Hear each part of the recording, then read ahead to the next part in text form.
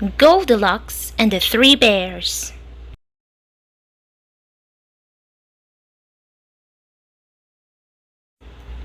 Once upon a time, there were three bears who lived in a cottage deep in the heart of the woods.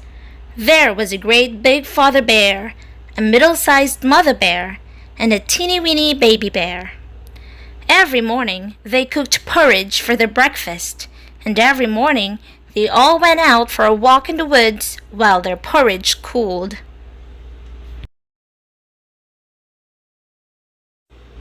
One day, while the three bears were out enjoying their morning walk, a little girl named Goldilocks was also out in the woods. She had been picking flowers and had wandered rather a long way from home. "Oh dear," she said, "I hope I find a house soon. I think I'm lost. I shall have to ask someone the way home." And then she saw the cottage where the bears lived. Goldilocks knocked on the cottage door. There was no reply. "Oh, there's no one at home," she said, disappointed. Then she turned the handle and found that the door wasn't locked. "But I'm sure they won't mind if I go in and wait for them." And that's just what she did.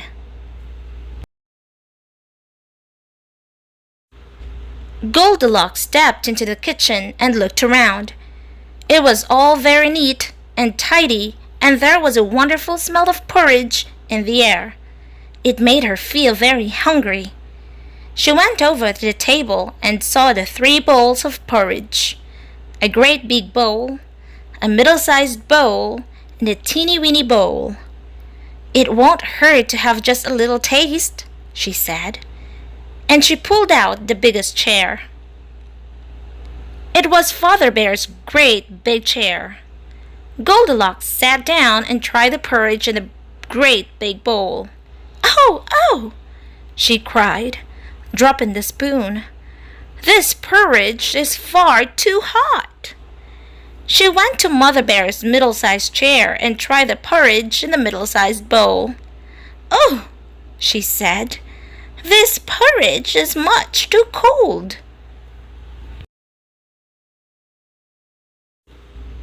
There was one bowl left.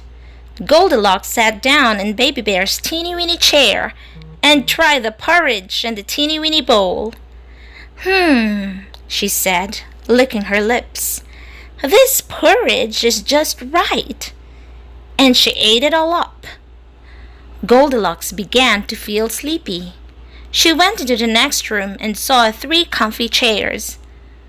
"I'm sure no one will mind if I have a little rest," she said. She went over and sat in Father Bear's great big armchair. "Oh, oh," she cried, "this chair is much too hard."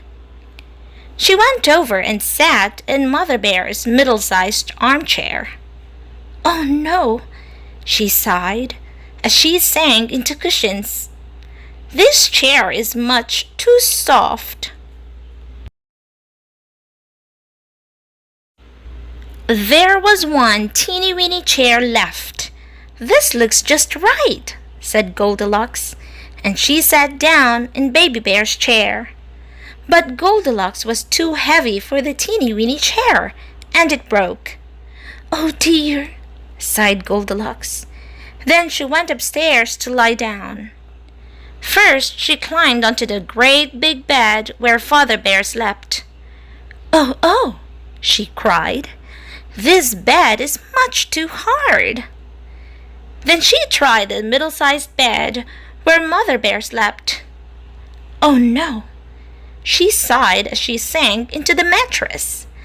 "This bed is much too soft." There was one teeny-weeny bed left. "This looks just right," said Goldilocks, and she got into Baby Bear's bed and fell fast asleep. Now, while Goldilocks was sleeping, the three bears came home from their walk. They were looking forward to their breakfast and took their places at the table. "Look at that," said Father Bear in his great big growly voice. Somebody's been eating my porridge." "Oh my goodness," said Mother Bear in her soft, middle-sized voice. "Somebody's been eating my porridge too." "Oh no," squeaked Baby Bear in his teeny-weeny voice.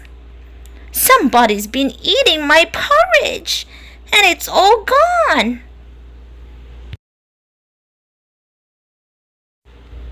And it was then that Father Bear noticed their favorite chairs. "Look at that," said Father Bear in his great big growly voice. "Somebody's been sitting in my chair." "And look," said Mother Bear in her soft, middle-sized voice. "Somebody's been sitting in my chair too." "Oh no!" cried Baby Bear in his teeny-weeny voice. "Somebody's been sitting in my chair, and it's all broken." The three bears decided to look upstairs in the bedroom.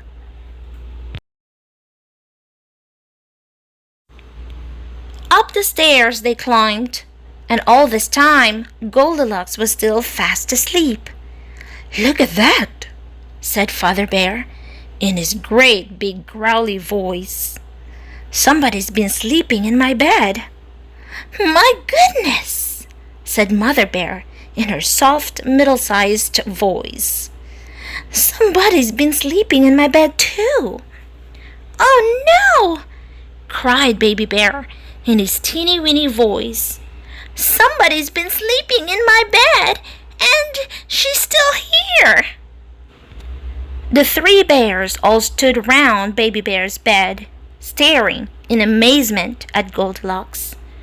Goldilocks woke up with a start.